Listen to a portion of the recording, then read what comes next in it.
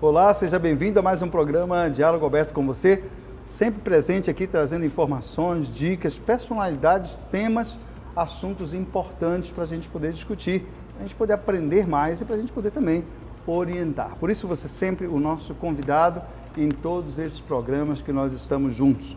E hoje, não sendo diferente, nós vamos falar sobre o programa Farmácia Popular e trazer também algumas dicas nesse primeiro bloco do nosso programa.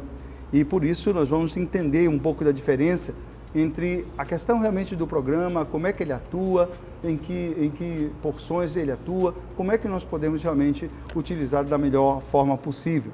Inclusive falando um pouquinho sobre essas questões ligadas ao atendimento farmacêutico e outras questões ligadas também à fiscalização do próprio Conselho Regional de Farmácia aqui no Pará. E por isso nós recebemos aqui conosco a Carolina Reitman, ela que é vice-presidente do Conselho Regional de Farmácia do Estado do Pará. Lembrando a você que pode participar do nosso Diálogo Aberto, você pode mandar sua mensagem, você pode participar sempre conosco por meio do telefone 98802-3444, tá? 98802-3444 é o nosso telefone, DDD 91, você participa, faz a sua sugestão, faz a sua avaliação, sugere temas, sugere personalidades e a gente vai verificando e trazendo essas pessoas, esses temas para sempre discutir aqui. E nesse primeiro bloco, como nós falamos, nós recebemos aqui a doutora Carolina Reitman, ela que é vice-presidente do Conselho Regional de Farmácia daqui do Estado do Pará e que vem falar conosco sobre as farmácias de uma forma específica também sobre o programa Farmácia Popular. Seja bem-vinda, Carolina, aqui no nosso programa Diálogo Aberto. Obrigada, muito obrigada pelo espaço, de tratar também de um assunto tão importante, e que gera tantas dúvidas para toda a população. E falando sobre a questão, Carolina, do próprio Conselho Regional de Farmácia, presente em todos os municípios do Estado do Pará? Isso, nós temos, na verdade, cerca de 144 municípios, que abrange, na verdade, essa totalização. E o Conselho Regional de Farmácia, entre outras funções, uma das principais funções do Conselho Regional é a fiscalização, tanto da atuação do farmacêutico quanto dos estabelecimentos, no que tange a regularização, enfim, todos esses processos. Então, um panorama geral, como é que estão as farmácias no Estado do Pará? Você falando um pouquinho da capital, região metropolitana, também os grandes centros, como Santarém, Marabá, Redenção, Conceição do Araguaia e tantos outros que a gente tem aqui no estado do Pará. Nessa diversidade, o Pará é quase um microcosmo, devido às suas especificidades. Como é que está essa fiscalização? Qual o resultado que vocês estão tendo dentro do estado do Pará nas suas grandes dimensões? Na verdade, o estado do Pará ele é imenso, como você falou, então nós temos uma fiscalização e muitos estabelecimentos que são de difícil acesso, nós temos fiscais que são, na verdade, contratados pelo nosso conselho, que são concursados pelo nosso conselho, que estão morando em vários pontos do nosso estado para, na verdade, facilitar essa fiscalização. Hoje, o conselho ele conta com 6 fiscais, então nós temos um em Santarém, nós temos 2 na cidade de Belém, nós temos um em Castanhal, um em Marabá e outro em Redenção. Isso facilita muito a fiscalização.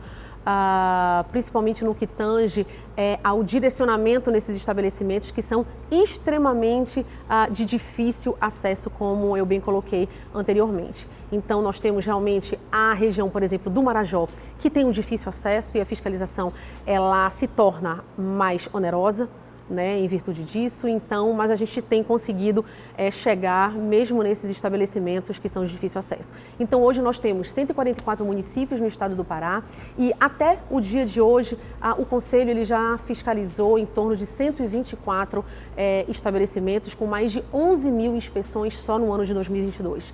Então, na verdade, isso é um marco realmente, isso facilitou porque nós tivemos um concurso público em que nós chamamos esse ano, tivemos o chamamento desse ano de, na verdade, mais 4 fiscais. Então, isso facilitou a fiscalização e a gente tem avançado dentro das nossas metas a curto, a médio e a longo prazo da fiscalização. Então, à frente da fiscalização, eu como vice-presidente, a gente tem cumprido as nossas metas e vamos chegar, se Deus quiser, até o dia 31 de dezembro, com praticamente 100% dos estabelecimentos inspecionados. E nesse caso, o que na verdade vai se buscar nessa fiscalização junto por exemplo, aos profissionais? Ele observa a presença do profissional, a regularidade dele, mas também as condições gerais da farmácia, a infraestrutura, organização, armazenamento. Quais são, pelo menos assim, uns 2 ou 3 tópicos que você considera importante para destacar nessa fiscalização? Tá. Vou te destacar 2 pontos principais. Primeiro, a presença do profissional farmacêutico, que é obrigatório. Nós temos aí... Todas as farmácias têm que ter. Todas as farmácias, elas são obrigadas. Nós temos aí a Lei 13.021, que obriga, na verdade, todo estabelecimento farmacêutico ele ter um profissional. Durante todo o expediente? Durante todo o expediente, ou seja, se ela é aberta de 8 às 11 da noite, o farmacêutico ele deve estar presente em todo esse período de atendimento. Então, uma das nossas fiscalizações é saber se o farmacêutico ele se encontra presente durante todo esse período e se o estabelecimento ele se encontra dentro de tudo aquilo que a gente chama de regularidade em relação ao Conselho Regional de Farmácia. Nesse caso, por exemplo, vamos dizer uma rede de farmácias de Belém, vamos dizer, né? Tem 40 farmácias. Em cada uma delas tem que ter um farmacêutico ou é um para a rede? Não, em cada estabelecimento ele é obrigado a ter um farmacêutico durante todo o período de funcionamento dele. Então, se a farmácia ela fica aberta 12 horas por dia, o farmacêutico ele deve estar presente, o que não necessariamente é um único farmacêutico. Então, eles fazem rodízio, tem uns que fazem horária, né? Exatamente, até por causa da carga horária, mas é obrigado em todo o horário de funcionamento. Qual o que a gente carga horária semanal que ele cumpre? É semanal? Depende do estabelecimento, depende do estabelecimento. Então, tem farmácias que podem ficar abertas, contanto que seja na certidão, ela esteja dizendo ali que ela fica aberta um determinado período. E neste período de abertura, ela precisa ter um farmacêutico. E esse tipo de situação, por exemplo, é um ponto que vocês têm encontrado dificuldades da presença do farmacêutico nessas localidades, tirando um pouquinho da capital e região metropolitana, né? Claro. Você tem um número maior até de profissionais. Claro. Mas, principalmente chegando no interior, tem uma dificuldade muito grande de encontrar esse profissional durante todo o período do expediente nessas unidades? Tem, nós temos casos, infelizmente, que nós temos. E o Conselho Regional de Farmácia hoje, com a nossa atual gestão, é uma das coisas que nós lutamos, né, desde que nós assumimos, no dia 1º de janeiro deste ano corrente, é exatamente isso, é aumentar a empregabilidade, que nós sabemos que no interior, até pelo difícil acesso, nós temos uma menor quantidade, na verdade, de farmacêuticos, mas hoje em dia, com tanta demanda, né, de profissionais se formando, profissionais qualificados, né, que estão ainda desempregados, então das prioridades do Conselho é aumentar essa empregabilidade. E a gente só consegue fazer esse aumento da empregabilidade estando lá, sendo atuante, né, vendo se realmente tem farmacêutico em todo o período de abertura da farmácia. E isso a gente tem conseguido e a gente tem tido feedbacks maravilhosos de profissionais do interior, né, que depois que nós assumimos, a empregabilidade ela aumentou dentro desse contexto do profissional farmacêutico no Estado. 3 perguntas rapidinho. Primeiro, como é que está o nível de contato com os centros de formação, com as universidades, com as academias? Enfim, há um processo, um diálogo nesse sentido da demanda que eu preciso, dos claros que ainda existem, né? Uma vez que nem em todas as regiões do Pará você tem curso de farmácia, por exemplo. Tá? Essa é a primeira. A segunda, essa questão da fiscalização, ela abrange também as chamadas farmácias de manipulação, ela também está nesse processo. E terceiro, qual é a função básica, se você puder trazer em poucas palavras aí, do farmacêutico dentro do estabelecimento? Tá, então vamos lá. Sua primeira pergunta foi em relação ao diálogo entre as os centros de universidades. formação e esse aspecto. Eu sou professora universitária também, né? Então eu falo isso até com uma propriedade, né? Que nós temos dentro da nossa diretriz curricular, ou seja, do nosso currículo, nós temos várias disciplinas que tratam desse contexto, qual é a função do farmacêutico dentro desses estabelecimentos, né? Então existem professores que estão totalmente direcionados nesse caminho, a ensinar, né, para os alunos que vão estar se formando, para os futuros profissionais, qual é a função do farmacêutico dentro desses estabelecimentos. Então, em relação a isso, nós temos, com certeza, todo um diálogo dentro e isso está bem preconizado dentro das diretrizes do curso de farmácia. Né? Então, se você me perguntar agora... Mas tem oferta, por exemplo, suficiente para atender o que a gente tem de necessidade? Tem oferta, com certeza. Hoje nós temos mais de 10 faculdades de farmácia, nós temos uma federal e nós temos várias que são particulares, né? E nós temos uma demanda muito grande. Até porque nós sabemos que o profissional farmacêutico ele é aquele profissional de saúde que está mais próximo da população. Então, cada esquina hoje, a nossa realidade, no estado, né, não só em Belém. Se tem um estabelecimento farmacêutico, né, tem uma farmácia, digamos assim, comunitária, e o farmacêutico ele está ali, presente, sempre de braços abertos para poder receber aquele paciente, né, que queira tirar alguma dúvida sobre algum medicamento, sobre a prescrição, né, que lhe foi fornecida, e o farmacêutico sempre está ali para poder atender da melhor maneira. Certo.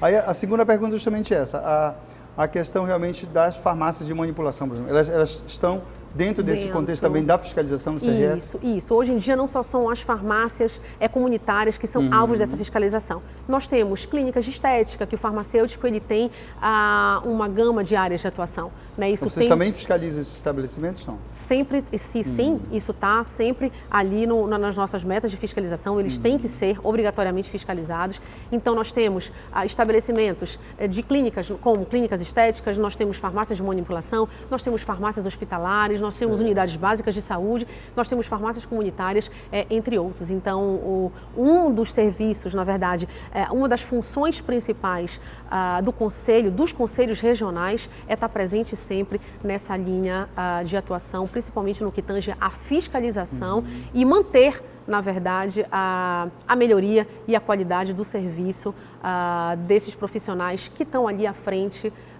de toda a população. E a terceira foi justamente falando sobre isso, as atribuições de um profissional nesse sentido, né? Por exemplo, dentro de uma farmácia comunitária. O que ele faz ali? Ele só recebe os medicamentos, ele guarda, ele armazena, ele distribui, ele fiscaliza, ou ele orienta o atendimento? O que ele faz dentro de uma farmácia? Isso. Então, dentre tudo isso que você falou, para eu não ter que repetir, né, de todas essas funções básicas dentro da farmácia, que o farmacêutico ele tem como função, ele faz o que nós chamamos de uma dispensação orientativa. Né? Além disso, nós temos em muitos estabelecimentos farmacêuticos o que nós chamamos de serviços clínicos, que hoje nós temos resoluções 585, 586, né, que nos dão, na verdade, essa autonomia, né, de estar, na verdade, fornecendo esses serviços clínicos para a população. Então, isso inclui a aferição de pressão, isso inclui a glicemia e todo o que nós chamamos de uma consulta, digamos assim, que não é, na verdade, um serviço clínico, né, como se fosse um modelo de prática, e que nós temos dentro dessa consulta farmacêutica, nós temos, por exemplo, o acompanhamento farmacêutico, e tem várias farmácias hoje no país que já tem que já oferece, por exemplo, esse tipo de serviço de acompanhamento farmacoterapêutico, né, em diversas doenças hoje. Então nós temos uma gama, inclusive aqui em Belém, né, no nosso estado nós temos inclusive algumas qualificações. Então o próprio Conselho Federal de Farmácia ele fornece capacitações para todos os farmacêuticos do Brasil inteiro em relação a esse oferecimento desses serviços clínicos, né? Então, isso minimiza, na verdade, qualquer problema relacionado aos medicamentos que esse paciente ele pode ter. Então, o médico ele prescreve e o farmacêutico ele pode fazer o acompanhamento durante o tratamento daquele paciente. Então, nós sabemos que hoje existem, independente do medicamento que você for tomar, nós podemos ter efeitos colaterais, nós podemos ter algumas reações adversas como um todo, e que o farmacêutico ele está ali na ponta e fazendo esse acompanhamento, ele tem como minimizar qualquer problema relacionado a esses medicamentos. Então, hoje ele pode solicitar exames que sejam, né, não para diagnóstico, mas que sejam para o acompanhamento farmacoterapêutico e principalmente no que tange a eficácia e segurança daquele tratamento, daquele medicamento dentro de todo esse contexto que eu falei para vocês, desses serviços clínicos oferecidos. Nesse caso, então, há por parte do CRF também essa preocupação em manter essa turma também atualizada de medicamentos, né? Antigamente a gente via, por exemplo, nas farmácias tinha aqueles livros imensos com nomes de medicamentos e algumas bulas, inclusive, que estavam ali presentes impressas. Isso. Hoje, né, acredito que até pelo uso realmente da internet, da tecnologia, você já tem uma outra forma de acessar, um estímulo do CRF, ou utilizando o próprio site, né, outras formas de comunicação também via tecnologia, para que esse farmacêutico também esteja atualizado em relação aos medicamentos, aquilo que saiu, por exemplo, a lotes, a um controle maior, a portaria específica do Ministério da Saúde, sim, ou outros órgãos nesse sentido, né? A própria Secretaria de Saúde, às vezes, em relação a isso aí. Como é que é feita essa comunicação para atualizar esse farmacêutico? Claro, dentro do que você colocou, acho que é importante falar que o nosso Conselho Regional de Farmácia, nós temos uma série de comissões ali dentro, e essas comissões têm vindo, né, têm trabalhado com muita intensidade, né? A gente até agradece como instituição, aqui em nome de toda a nossa diretoria, a todas essas comissões. Então, nós temos comissões de serviços clínicos, nós temos comissões de farmácia clínica, nós temos comissões de farmácia hospitalar, e que estão trabalhando, né, incessantemente no que tange, inclusive, a uma capacitação desses profissionais, né? Por exemplo, então, tem saído dessas comissões guias, manuais, todos eles orientativos. E a gente tem feito com muita regularidade também lives, né, orientativas. Então, e o próprio conselho, a nossa própria diretoria, a gente tem alcançado vários municípios também do estado, né? Inclusive, nós temos hoje uma parte da nossa diretoria que está fazendo um workshop, por exemplo, na cidade de Dom Eliseu, né? Então, nós levamos também essa capacitação, como a nossa diretoria é basicamente de docentes e de pesquisadores, então a gente tem essa preocupação de levar essa maior qualificação, né? E a gente tem alcançado uma quantidade de municípios realmente enormes em relação a essa qualificação, levando esses guias, levando esses manuais e levando todos esses materiais informativos no sentido de orientar os nossos colegas farmacêuticos para que eles prestem cada vez mais serviços de excelência, que é tanto que o nosso Conselho Regional, ele quer, ele preconiza, ele tem essa função também da fiscalização, quanto o nosso Conselho Federal.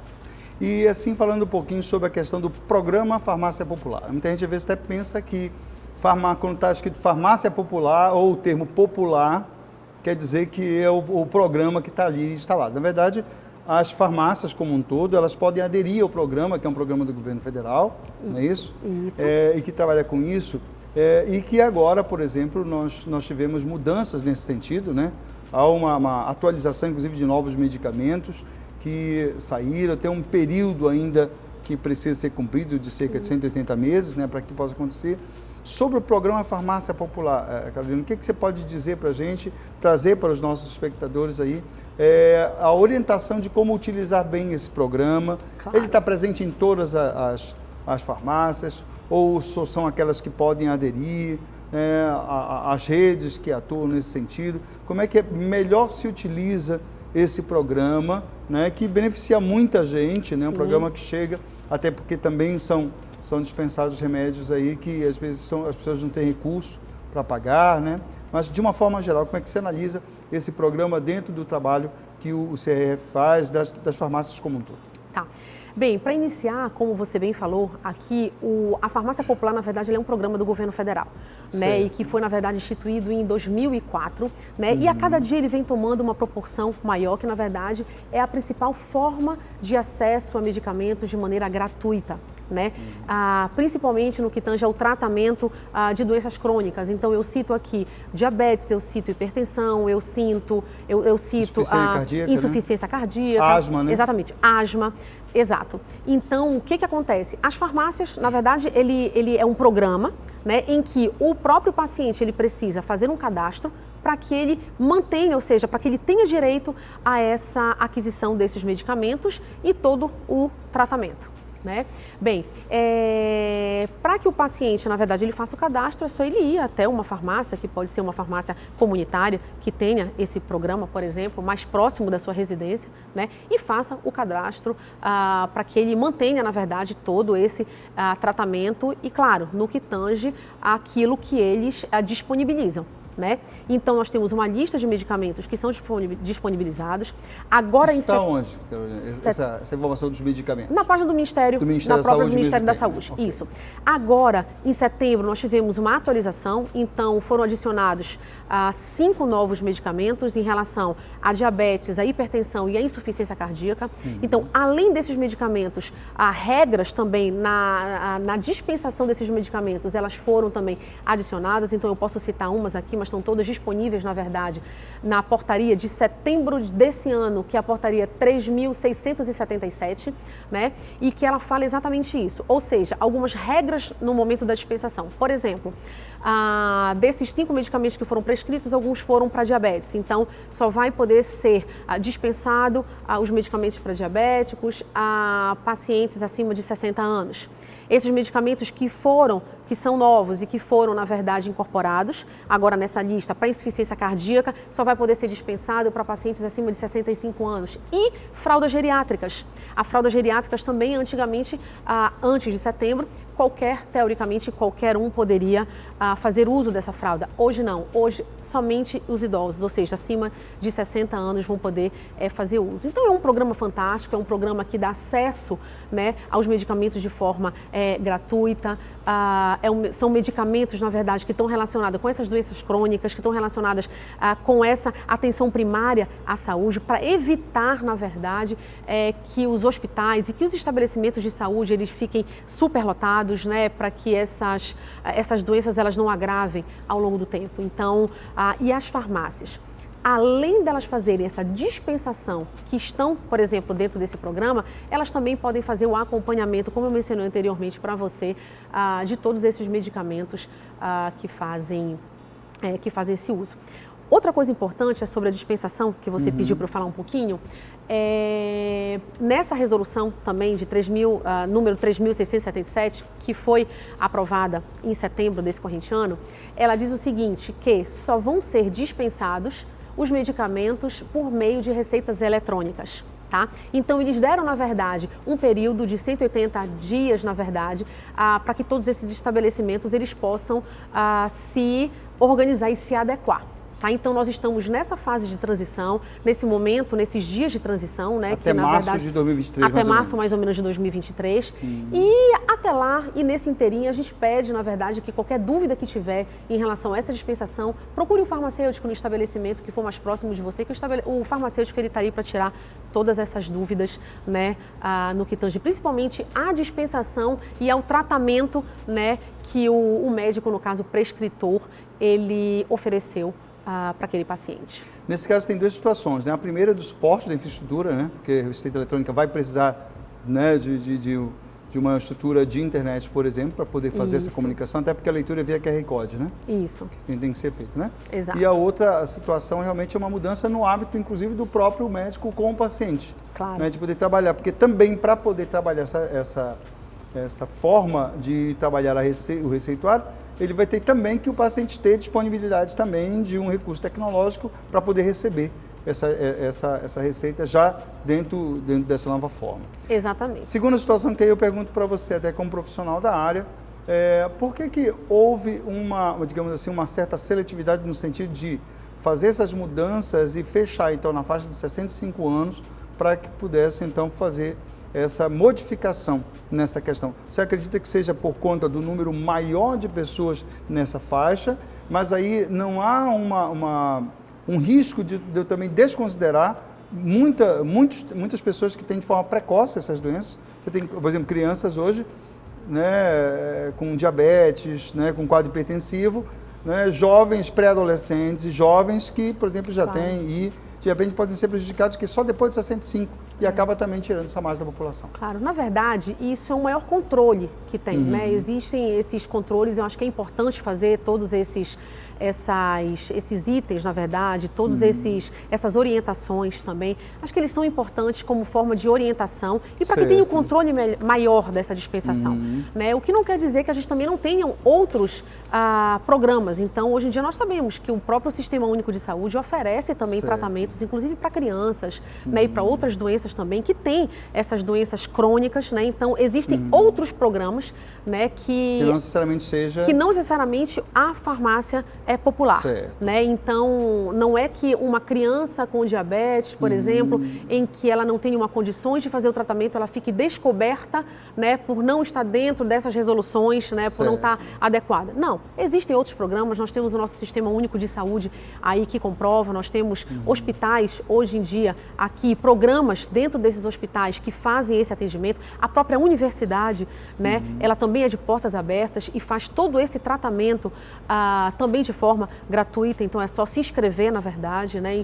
Então, não temos só com pacientes diabéticos, então nós temos programas dentro da nossa Universidade Federal do Pará, com hipertensos, com diabéticos. Nós temos o nosso ambulatório farmacêutico dentro da universidade, em que nós temos o nosso diretor da Faculdade de Farmácia, o professor Marcos Valério, junto com toda a equipe do ambulatório, que toca também e faz projetos maravilhosos em relação a esse tipo de pacientes, por exemplo, principalmente naquela área, que necessitam de um atendimento e acabam não tendo condições, né, de fazer uma consulta particular, e a gente disponibiliza tudo isso para a população. Então, na verdade, a farmácia popular é mais um programa basicamente no direcionamento da dispensação desses medicamentos de forma gratuita. Mas nós temos outros programas também, e a nossa universidade que abraça, exatamente, que tem projetos maravilhosos e que, junto com o Sistema Único de Saúde, a gente consegue também, claro, se você me perguntar se a gente consegue abraçar 100% da população que precisa, não,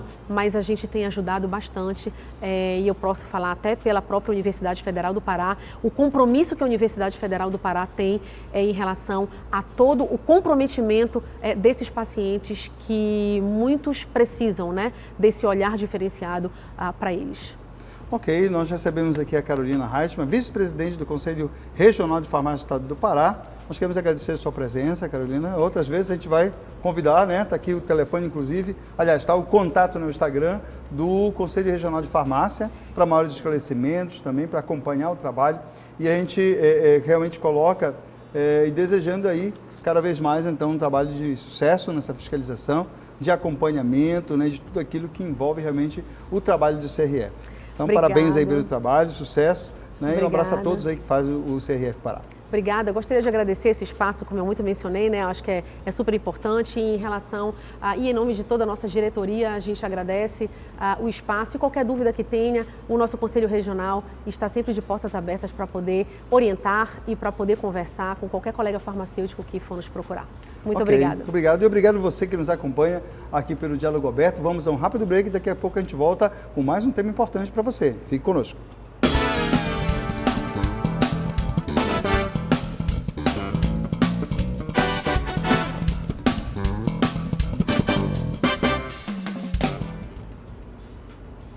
Olá, seja bem-vindo de volta ao programa Diálogo Aberto, sempre falando com você sobre temas importantes, sobre assuntos que nos ajudam no nosso dia a dia, personalidades, pessoas que podem trazer essas orientações para nós e não poderia ser diferente. Nesse segundo bloco do nosso programa, nós estamos recebendo aqui o Luiz Paulo, ele que é professor da Universidade Federal do Pará e é também membro do Conselho Regional de Contabilidade. E o tema que nós vamos falar agora é justamente falando sobre finanças, sobre educação financeira.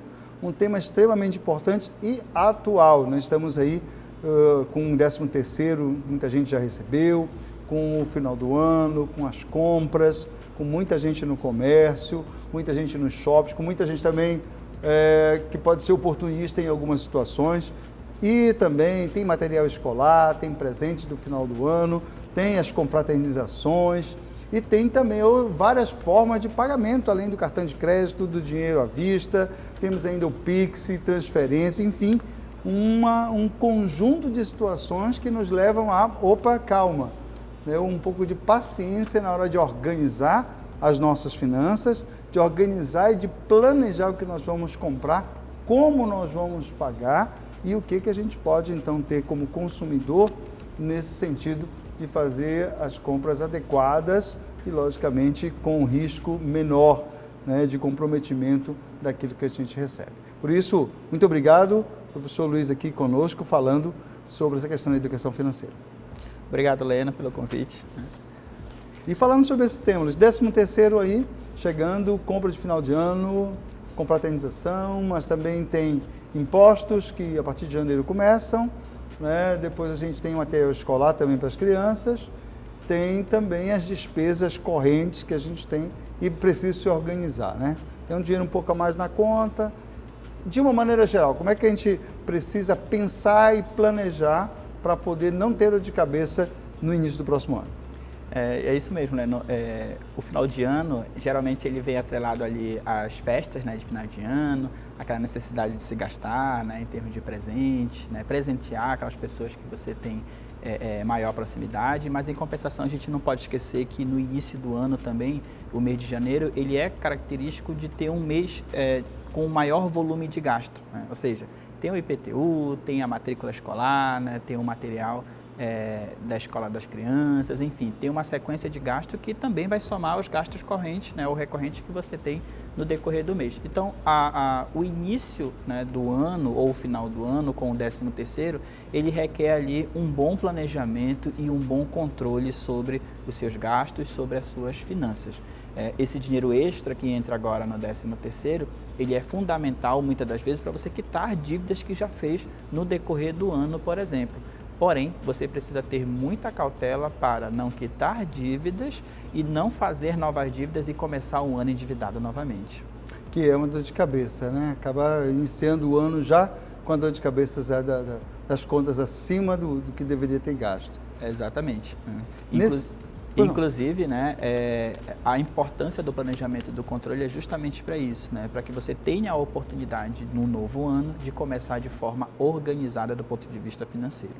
Receber esse dinheiro, então, o primeiro ponto realmente é fazer um checklist das despesas, daquilo que se deseja comprar.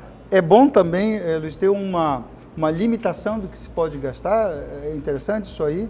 Sim, né? A limitação ela é importante. Limitação também atrelada a uma necessidade, né? Comprar aquilo que de fato é necessário, é essencial. Muitas das vezes as pessoas se endividam por uma questão de ser compulsiva na hora de comprar. Definir, decidir naquilo que é essencial, naquilo que de fato você vai precisar, né, para a sua vida pessoal, para a sua vida profissional, por exemplo, no início ou no final do ano, é de fundamental importância e faz parte do planejamento e do controle financeiro. E isso passa, inclusive, pela definição até das próprias marcas, né? Tem muita gente que compra pela marca, né? Pela propaganda, por aquilo que aquela determinada marca de serviço ou de produto ele atrela em termos de status, né, e tudo mais, quando você tem marcas, digamos assim, que não tem tanto apelo, né, mas atendem àquela necessidade. Isso é importante, né, esse equilíbrio na hora de fazer a escolha do que comprar, não é isso? Exatamente, né? Muitas pessoas às vezes tomam essa decisão por uma questão de status social, né? Mas como você mesmo falou, muito bem, existem marcas que de fato elas têm um valor bem mais expressivo quando comparado com marcas similares, mas que atendem às mesmas necessidades, né? Então, para quem está endividado ou para quem quer manter ali um controle, um planejamento financeiro, decidir sobre aquilo que vai de fato lhe atender, independente da marca, faz parte do seu controle e isso pode trazer bons resultados, como por exemplo, sobrar ali um pouco desse dinheiro para fazer investimento ou fazer novas aquisições que de fato fazem sentido para a pessoa. É um dinheiro a mais, como a gente falou, pagar contas, quitar débitos, deixar tudo tranquilo para começar o ano seguinte, mas em termos de poupança, Luiz, o que a gente tem melhor para poder fazer ou um investimento, ou evitar que esse dinheiro perca, né, o seu poder de compra? Ainda temos a poupança como a forma mais segura, ou temos outras formas de investimento, ou de certa forma, fazer uma reserva desse dinheiro a mais, que pode ajudar também numa necessidade ou num planejamento? Sob a perspectiva de planejamento e de controle financeiro, o ideal é você, nesse momento agora, no final do ano, que vem aí o 13º, que é um dinheiro extra, né? Muitas das vezes, boa parte das pessoas, infelizmente, acabam comprometendo o seu orçamento no decorrer do ano e aguardam o 13º para regularizar e equilibrar essas finanças, pagando aquelas dívidas, né, que ficaram pendentes no decorrer do ano. Para quem não fez isso, poupar uma parte desse valor, não só para garantir, né, a sustentabilidade do pagamento das contas no início de janeiro, mas também guardar uma reserva para uma questão de emergência, né? Então, a poupança hoje, infelizmente, por uma questão inflacionária, né, no nosso país, ela não chega a ser um dos melhores investimentos, mas ela é uma questão de segurança. Você guardar um dinheiro ali para, num futuro próximo, né, você usar em caráter de urgência, por exemplo. Porém, existe no mercado várias outras opções de investimento, dentre eles a renda fixa, que você pode adquirir junto a um banco ou junto a uma corretora. Baixo risco. Baixo risco, né? E que remunera muito mais em termos de dividendos, né? Em termos de lucratividade, vamos dizer assim, do investimento que você faz. A poupança, ela não consegue, às vezes, acompanhar a própria inflação. Significa dizer que se você guardar na poupança, o dinheiro que está lá guardado, ele vai perder poder de compra. E às vezes você se planejou para comprar um produto ou um serviço e quando você for comprar ele está mais caro. Certo. Então a poupança é mais uma questão de segurança. Mas se você está pensando em investimento e ganhar, né, um rendimento a mais a partir desse investimento, existem bancos e corretoras que vendem outros produtos seguros, que é de renda fixa e que trazem maior rentabilidade também. Papéis do Tesouro, vale a pena? São seguros? São seguros. Na verdade, é um dos melhores, né, e mais seguros, né, tipos de investimento que a gente tem. Porque a gente costuma dizer que o Brasil, se ele quebrar, ele pode, no pior dos cenários, fabricar o seu próprio dinheiro, mesmo que isso cause inflação. Então, o risco de calote ou de não receber é muito baixo quando comparado com outros títulos de instituições privadas. Então, o Tesouro Nacional, né, que nada mais é do que a compra de dívidas do governo, é um investimento interessante. Mas qualquer investimento, né, que você vai fazer, é sempre importante você pesquisar, você ler, até porque eles estão atrelados a prazo, né, dependendo do que você quer fazer no futuro com esse dinheiro, você pode atrelar um prazo e resgatar ele para fazer uma viagem, por exemplo, para fazer um investimento na casa, enfim, seja qual for o seu desejo. Só a médio prazo, né? Dá para trabalhar com médio prazo e com baixo risco. Isso, médio prazo e baixo risco. Certo. E o caso dos bitcoins, como é que está essa avaliação?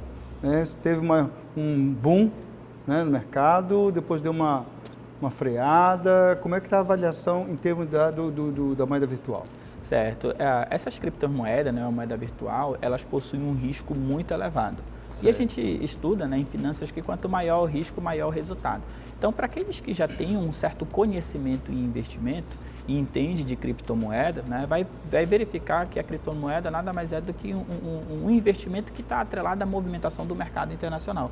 Então, se a gente for olhar o histórico no decorrer do ano, houve altos e baixos, né? E aí a pessoa vai decidir se vai continuar investindo ou se vai se arriscar a comprar essas criptomoedas. Lembrando que no Brasil ainda se está conversando, né, com os órgãos regulamentadores de como eles vão regulamentar isso para dar uma segurança maior. Ainda não temos assim uma conversa, então o risco ele se torna maior ainda, né? Se você optar por investir em criptomoedas, né, nesses ativos, saiba que existe um risco, assim como existe a possibilidade de você ter um resultado maior. E a questão dos fundos de investimento imobiliário, ou mobiliário, né? Certo. Como é que eles estão dentro dessa questão? Como é que eles entram nesse cenário? Os fundos de investimentos hoje, eles tiveram uma certa baixa em função da reforma tributária, que de primeiro momento iria atingir eles de forma mais significativa. E como a gente está retomando a economia no Brasil, né, a pandemia aos poucos ela vai saindo de cena, boa parte dos imóveis que hoje são alugados, né, o rendimento desses aluguéis, eles vão financiar os rendimentos desses fundos de investimento. Então, à medida que eu tenho uma melhoria da economia, novos negócios vão surgindo, novas necessidades vão ter de se alugar, né, imóveis, consequentemente, esses fundos eles passam a ser mais atrativos. Nesse momento atual, eles estão ainda se reequilibrando. Tiveram um bom momento antes da pandemia, durante a pandemia sofreram um pouco, mas agora estão retomando novamente. Mas é seguro, Luiz? É seguro, porque geralmente está atrelado a um banco, a um fundo de investimento que é 100% regulamentado, né? Então, é seguro, são rendas que podem, existe a questão da renda fixa, eles já são pré-fixados, você já sabe quanto você vai investir e quanto você vai tirar, né, no final ou retirar no final. Muitas das vezes eles acompanham o IPCA e a inflação, que é a garantia do poder de compra desse dinheiro, né, em função do tempo. Então, nesse caso, tem um panorama que é bom estudar, né, é bom avaliar, principalmente essa questão dos resultados, já que tem um recurso aí que você pode utilizar e, dependendo do seu planejamento, também colocar aí para médio prazo, né, para poder realmente ter esse recurso, e principalmente em caso de necessidade. A pandemia veio trazer para nós também essa necessidade de ter um dinheiro, né, um dinheiro reserva aí para uma situação qualquer, para não cair na questão dos empréstimos, que aí as taxas de juros são bem altas. Consignados, estão dentro desse pacote também?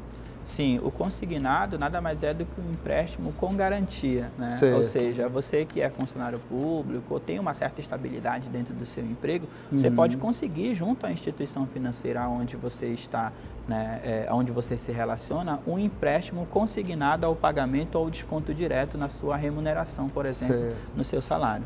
É seguro porque é um dinheiro que facilita o acesso, né? Porém, tem que tomar muito cuidado com a finalidade desse empréstimo.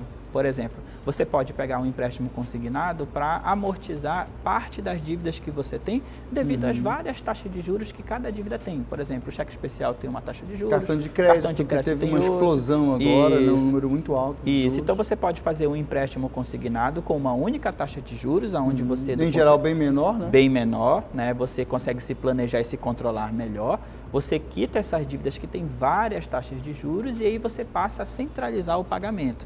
O que tem que tomar cuidado é que às vezes as pessoas não planejam isso e não se controlam, fazem o empréstimo consignado, quitam as dívidas, liberam o saldo no cartão de crédito e começam a gastar de novo.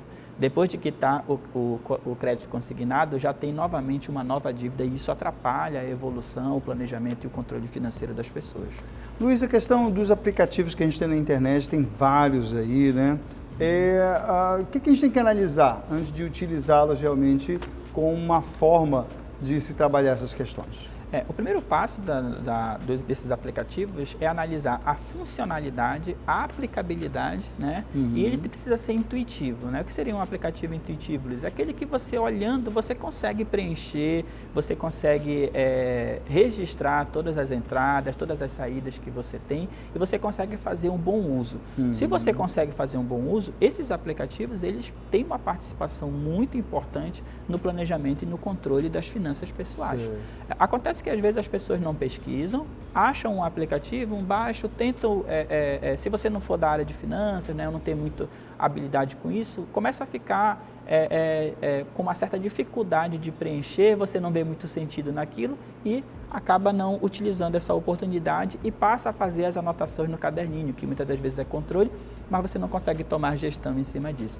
Como as pessoas vivem hoje no celular, né, ter um aplicativo desse no celular, aonde a cada compra que você tiver necessidade de fazer, você puder avaliar o seu poder de pagamento, né, a sua capacidade de pagamento, isso vai ajudar bastante. Um aplicativo desse ele vai ajudar bastante a pessoa a ter um planejamento, a ter um controle e não passar por apertos no final do mês e começar a sair do círculo vicioso da dívida e entrar no círculo virtuoso de ter uma reserva por uma questão de emergência, por exemplo. Então, isso precisa ser fixado também, né?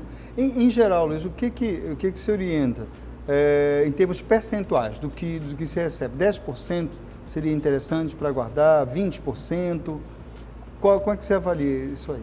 O ideal seria 30%. 30%. Né? Gastava 70% entre dívidas e compras regulares e 30% seria para fazer investimento ou para guardar. Isso, o ideal seria 30%. E aí, esses 70% que seriam os gastos, você define como padrão de vida para você. Okay. Né? Se você não implementar isso e achar que o seu salário deve ser consumido todo até o final do mês, né, você acaba tendo um padrão que consome todo o seu salário ou a sua remuneração e você não consegue ter as reservas, né, que são necessárias. Então, o ideal seria 30%.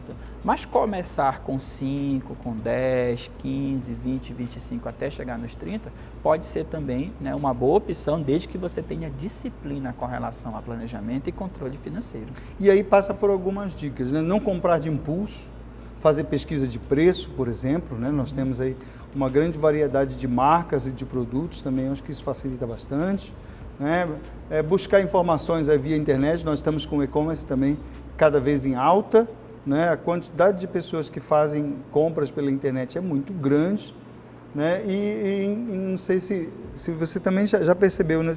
Mas a quantidade de empresas que agora estão se especializando em entregar, né? Entregar esses produtos, né? Nos próprios shoppings em Belém, você já tem empresas dentro do próprio shopping que entregam.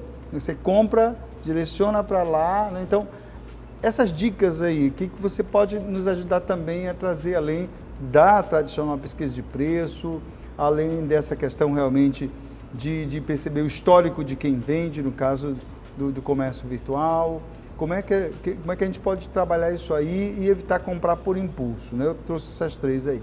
que mais a gente pode trazer para fazer uma boa análise na hora de utilizar bem o dinheiro? Certo.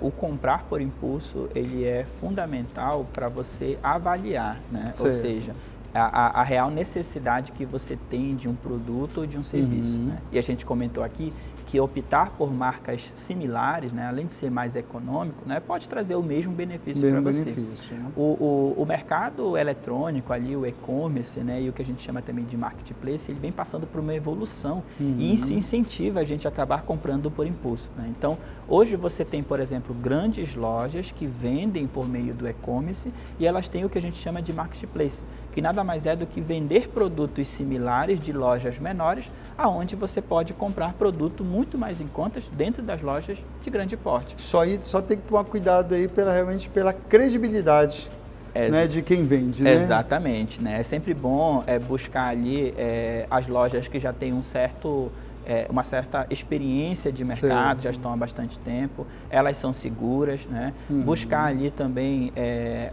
geralmente quando você faz uma compra pela internet, você tem ali a opção dos comentários, onde as pessoas se dizem satisfeitas ou não com a entrega, né? Ou produtos que não foram entregues. A gente está passando também por uma revolução do processo de entrega, né? Antigamente levava 10, 15 dias para entregar, hoje em dia em 1 hora, 2 horas você acaba entregando, né, um produto, e isso gera ali a compulsividade de você comprar. Então, avaliar o histórico da empresa no qual você quer comprar é importante, pesquisar preços, né, verificar produtos similares é importante e principalmente avaliar a real necessidade que você tem daquele produto ou daquele serviço. Essa época do ano, né, é propícia para incentivar a comprar por compulsividade, né? E aí você chega a janeiro, fevereiro, você percebe que comprou um produto que muitas das vezes não usou ou nem tem perspectiva de usar. E isso atrapalha e está diretamente relacionado ao controle e ao planejamento financeiro.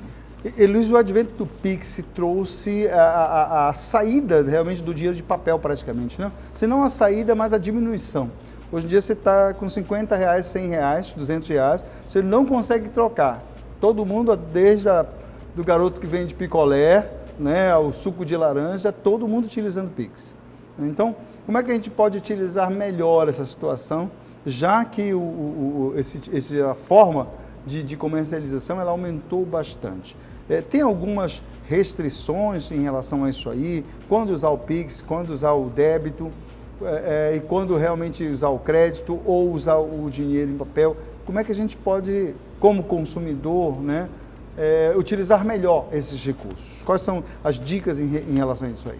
Certo. Quando a gente fala do dinheiro em papel, né, o grande problema da população era a questão do controle. Né? Então você tinha o dinheiro ali na carteira, durante o dia você fazia algumas compras, né, e muitas das vezes... Acabou, né? E você se perguntava assim, onde foi que eu gastei, né? Dado que você não tem controle, muitas das vezes não anota isso. Com a opção do Pix, além de trazer uma segurança, porque você não anda mais com o dinheiro, né? Né? O Pix, por meio do extrato bancário, ele traz ali um controle. Né? Então, antes de pagar uma conta no Pix, deixa eu consultar o meu extrato bancário, verificar se eu tenho saldo, o que eu tenho ainda para pagar. De repente, eu tenho umas contas ali que já estão no débito automático e vai precisar de recurso na conta para pagar, para eu decidir se de fato eu uso o Pix ou eu migro para o cartão de crédito, onde eu tenho mais 30 dias para pagar essa determinada compra. Certo. Então, o Pix, ele facilitou esse processo, além de ele trazer segurança, ele facilitou o processo do controle, porque aí eu tenho a opção de entrar no meu extrato bancário e verificar os Pixes que eu fiz e se eu tenho recurso ainda para fazer novos Pix. Se eu optar pelo cartão de débito, a mesma coisa, funciona semelhante ao Pix. Eu analiso o meu extrato bancário e tento verificar ali quais foram os gastos que eu tive no passado e se de fato eu ainda tenho saldo para gastar.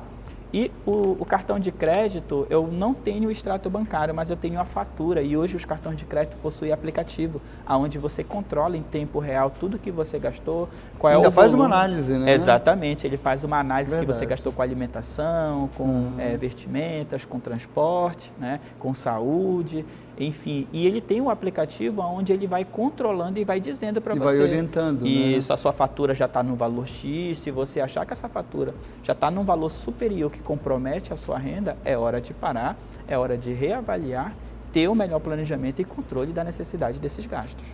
Luiz, assim, umas dicas simples, mais diretas com a sua experiência, com o conhecimento que você tem em relação a esse período de final de ano. O que a gente pode realmente recebi o 13º, tem um amigo meu que ele diz que o dinheiro dele não cai na conta, ele quica. Ele bate e vai para os diversos destinos. Mas considerando que o teu dinheiro caiu, que está lá, e você tem condições de fazer esse planejamento. O que em ordem de prioridade, o que a gente pode trabalhar para administrar esse recurso que agora está somado aí ao 13º salário? Certo, eu costumo dizer que as pessoas são só intermediadoras, né? Elas recebem e já repassam. E já encaminham, né? O 13º, apesar de ontem foi a primeira parcela, né, e a gente tem até o dia 20 para a segunda parcela, você tem 20 dias aí para planejar, né? Decidir ali, por exemplo, aquelas confraternizações que você vai de fato participar, se de fato faz sentido, né, para você. Não há necessidade de você participar de todas, porque todas têm um gasto, todas você vai ter que Tem que ter um planejamento nesse sentido também. Isso, né? E aí você precisa dizer para a pessoa, olha, não vou participar dessa porque eu já tenho um compromisso, dá aquelas desculpas, né? Isso influencia. Ter um controle, se você gasta muito dinheiro em papel, fazer anotações ou até mesmo um aplicativo é fundamental para você ter planejamento e controle. Se você usa muito o Pix, se você usa o débito, ter ali a rotina de verificar a sua conta corrente, né, constantemente, para verificar se o saldo que você tem é o suficiente para garantir a sua subsistência até o final do mês, né, avaliar o aplicativo do cartão de crédito. Então, tudo isso gera controle, né? Esse controle vai fazer com que você pegue essa informação e comece a tomar decisão. Ou seja, se eu estou controlado, eu já sei que a fatura do cartão de crédito está no limite, eu não tenho saldo mais para débito e para crédito e para Pix, né? E o pouco dinheiro que eu tenho de papel, né, ele vai servir para minha subsistência até o final do mês, ou até cair essa segunda parcela do 13º, eu preciso agora tomar decisão a partir dessa informação. Que decisão?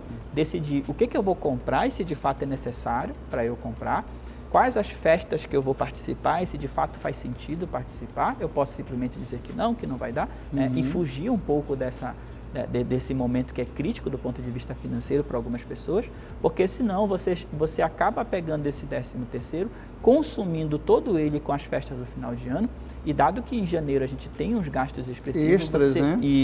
Você começa o ano já entrando no nível de endividamento novamente, que muitas das vezes, se não tiver um planejamento, se não tiver um controle, você acaba comprometendo o resto do ano até chegar novamente umas férias, né, que você recebe do trabalho. Vicioso nesse sentido, né? Aí você acaba ficando dependente das férias e dependente do 13º novamente no ano seguinte. Ok, falamos com o professor Luiz Paulo, da Universidade Federal do Pará, ele que também é membro do Conselho Regional de Contabilidade e que trouxe essas dicas importantes para você. Estamos aí vivendo esse período de final de ano e precisamos pensar, planejar, estabelecer prioridades para ter uma vida tranquila e para que o próximo ano não comece já com o dinheiro quicando da nossa conta e seguindo para outros caminhos que a gente não gostaria. Então, muito obrigado, Luiz, pela sua presença aqui conosco, pelas dicas todas. Muito obrigado a você que nos acompanhou aqui no programa Diálogo Aberto. Fique com Deus e a gente tem um encontro marcado na próxima semana.